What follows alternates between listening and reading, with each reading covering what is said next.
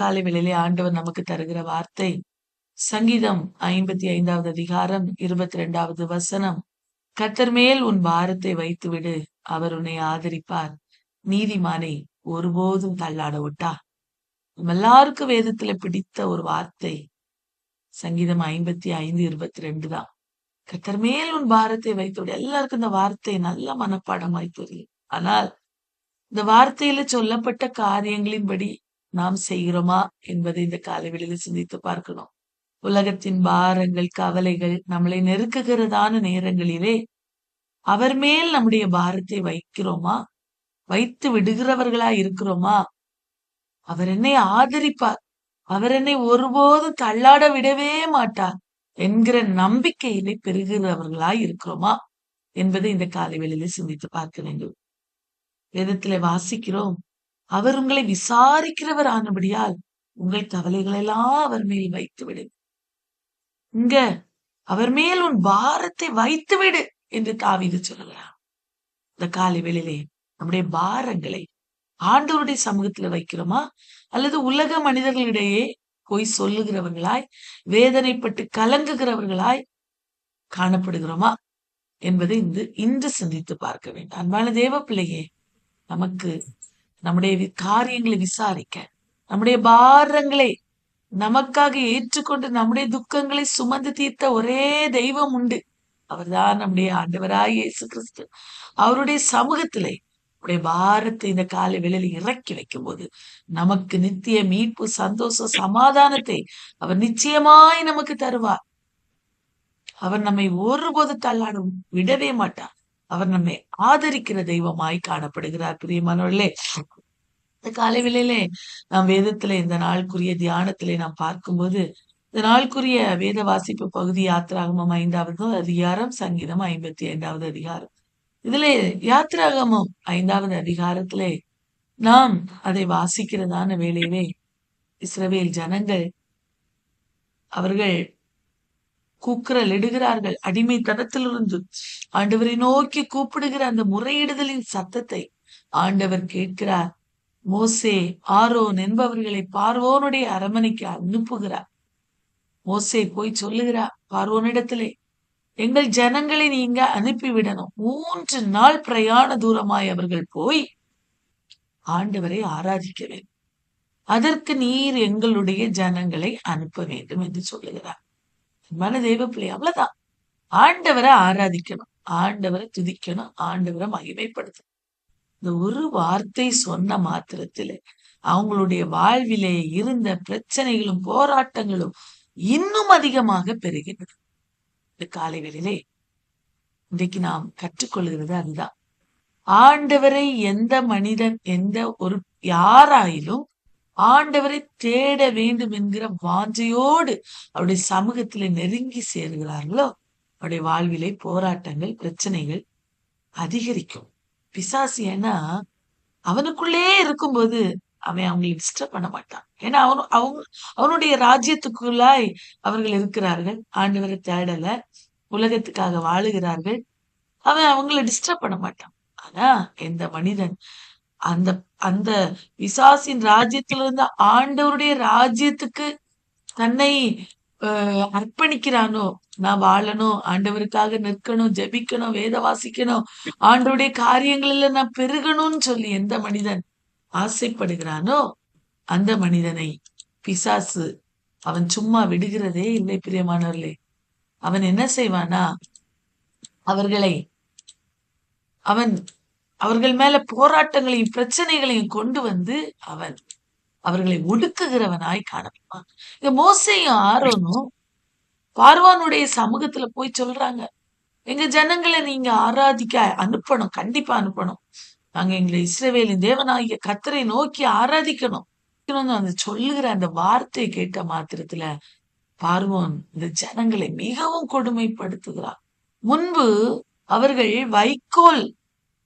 வைக்கோல் அந்த செங்கல் செய்ய வைக்கோல் கொடுக்கப்பட்டது.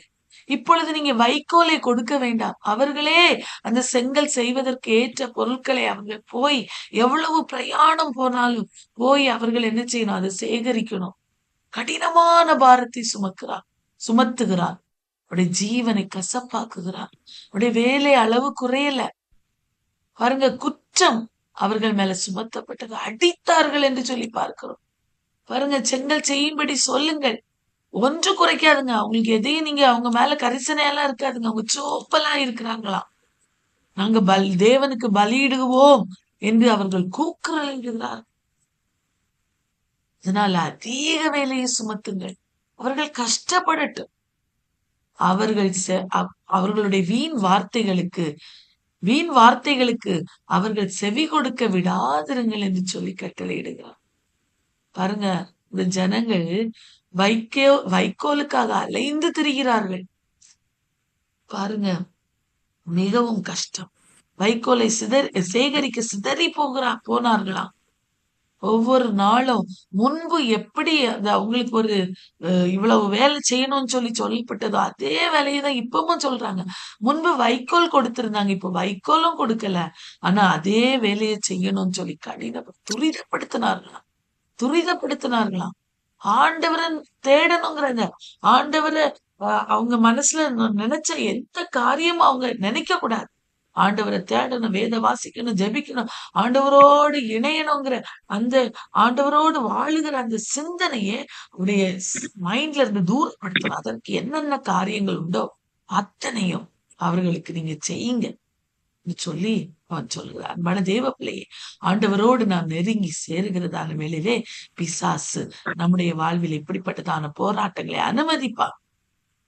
அன்பான தேவ பிள்ளையே, அந்த போராட்டங்களிலே நாம் தளராமல் நிற்போமே ஆனால் ஆண்டவர் நிச்சயமா நமக்கு அதற்கேற்ற பலனை தர உண்மையுள்ளவராயிருக்கிறார்.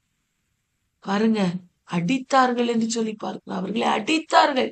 எவ்வளவு துன்பப்படுத்தணுமா அவ்வளவு அவர்களை துன்பப்படுத்தினார்கள். அன்பான தெய்வ பிள்ளையே, இந்த காலை வேளையிலே துன்பப்படுத்தப்படுகிறீங்களா? அப்ப மோசே போய் சொல்றாரு ஆண்டுடைய சமூகத்துல. பாருங்க, மோசே அந்த ஜனங்கள் எல்லாரும் அவர்கள் இவ்வளவு வேதனைகளின் மத்தியிலே அவர்கள் மிகவும் கஷ்டப்படுறாங்க. கஷ்டப்படுற நேரத்துல மோசையை பார்த்து சொல்றாங்க, நீங்க நீங்க 2 பேரும் போய் பார்வோனுடைய சமூகத்துல போய் நின்று எங்கள் வாசனையை கெடுத்து எங்களை கொல்லும்படி அவர்களுடைய கையில நீங்க பட்டயத்தை கொடுத்துட்டீங்களா? எங்களை பத்தி நாங்க ஆராதிக்க போனோம்னு போய் சொல்லி கொடுத்துட்டீங்களா? எங்களை அவங்க வேதனைப்படுத்துறத பாருங்க. ஒருவேளை அழுதுருப்பாங்க. மோசே சொன்னா ஏற்கனவே ஆண்டுகிட்ட சொன்னா, என்னையா ஆண்டவரே அனுப்புறீங்க, யாரையா இல்ல அனுப்பிருங்க ஆண்டவரேன்னு சொன்னாரு. ஆனா நீ போ, நாவும் வாயோட இருந்து நீ பேச வேண்டியது உனக்கு நான் போதிப்பேன், நீ செய்ய வேண்டியது உனக்கு நான் செய்வேன்னு செய்யும்படி செய்வேன்னு சொல்லி அவர் வாக்கு கொடுத்தார். அவன் ஆண்டுடைய சமூகத்துல போய் அதுதான் சொல்லியிருப்பான். ஆண்டுடைய சமூகத்துல இந்த ஜனங்கள் அவனிடத்துல போய் முறையிட்ட போது கர்த்தரிடத்துல போய் ஓடி போய் சொல்றாரு மோசே, ஆண்டவரே, இந்த ஜனங்களுக்கு தீங்கு வர பண்ணினது என்ன, ஏன் என்னை அனுப்பினீர் என்று கேட்கிறார். அன்பான தெய்வ பிள்ளை, அநேக நேரங்கள் நம்முடைய வாழ்வில் இப்படிப்பட்டதான கேள்வி, ஏன் ஆண்டவரே இத்தனை பிரச்சனைகள், ஏன் ஆண்டவரே நாங்க உண்மை தேடணும்னு நினைக்கிற மாத்திரத்துல பிசாசு எங்களுக்கு துன்பப்படுத்துகிறானே. அவன் சொல்றான் பாருங்க, மோசே, நான் உமது நாமத்தை கொண்டு பேசும்படி பார்வோனிடத்துல பிரவேசித்தது முதல் அவன் இந்த ஜனங்களை உபத்திரவப்படுத்துகிறான். பிசாசு இதைதான் நம்முடைய வாழ்விலை செய்கிறான். ஆண்டவரை நான் தேட வேண்டும், ஆண்டவரை நான் ஆராதிக்கணும், தினமும் காலையில நான் ஆண்டுடைய சமூகத்தில் போய் ஜெபிக்கணும்னு நினைக்கும் போதெல்லாம் நல்ல தூக்கத்தை கொண்டு வருவான், நல்ல களைப்பை கொண்டு வருவான், சோம்பலை கொண்டு வருவான். வேதம் வாசிக்கணும், அந்த வருடத்துல முழுவதுமாய் நான் தவறாமல் வாசிக்கணும்னு தீர்மானம் எடுக்கும்போது பலவீனங்களை கொண்டு வருவான். ஒரு அப்படி பார்த்துக்கலாம் அப்படிங்கிற ஒரு அசால்ட்னஸ கொண்டு வருவான். அன்பான தெய்வ பிள்ளையே, மோசே போய் சொல்றான், உம்முடைய நாமத்தை நான் பேச இவ்வளவு நாளா ஒரு பிரச்சனை இல்லை உங்களுக்கு, உம்முடைய நாமத்தை நான் எப்பொழுது பேச ஆரம்பித்தேனோ அப்பொழுது முதல் அவன் இந்த ஜனங்களை உபத்திரவப்படுத்துகிறான். ஆண்டவருடைய சமூகத்திலே போய் நிற்கிறான். பாருங்க, அவர்களை நீங்க என்ன விடுதலையாக்கலையா ஆண்டவரே என்று சொல்லி ஆண்டவருடைய சமூகத்திலே போய் நிற்கிறான். இதே சூழ்நிலைமைகளின் பாதையில நீங்க கடந்து சென்று கொண்டிருக்கிறீங்க. இந்த காலை வேளையிலே ஆண்டவரை மாத்திரம் பிடித்துக் கொள்ளுங்க. அதுதான் நமக்கு வேற என்ன இருக்கிறது? பாருங்க, பேதுரு சொல்லுங்க, யார் இடத்துல போவோம் ஆண்டவரே, எங்க போக முடியும்? உண்மைதானே நாங்க பிடிச்சு வந்திருக்கோம். எங்களுக்கு எப்படியா ஆயில இறங்கிருங்கப்பா, எங்களுக்கு ஒரு விடுதலையை தந்துருங்கப்பா என்று சொல்லி கேட்கும்போது ஆண்டவர் நிச்சயமாய் நமக்கு தருவா.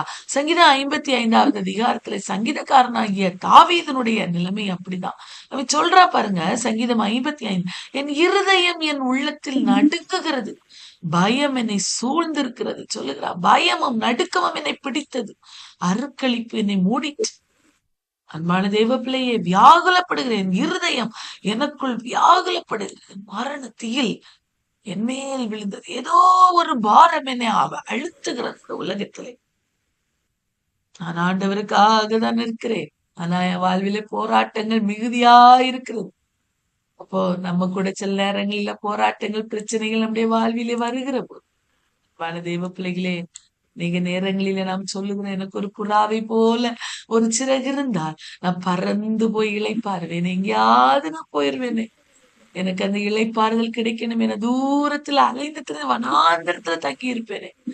தீ பெருங்காற்றுக்கும் புசலுக்கும் தப்ப நான் தீவிரித்து என வாழ்வில் இருக்கிற பிரச்சனைகளுக்கும் போராட்டங்களை மத்தியில ஓடி நான் ஜெயம் பெறுவேனே.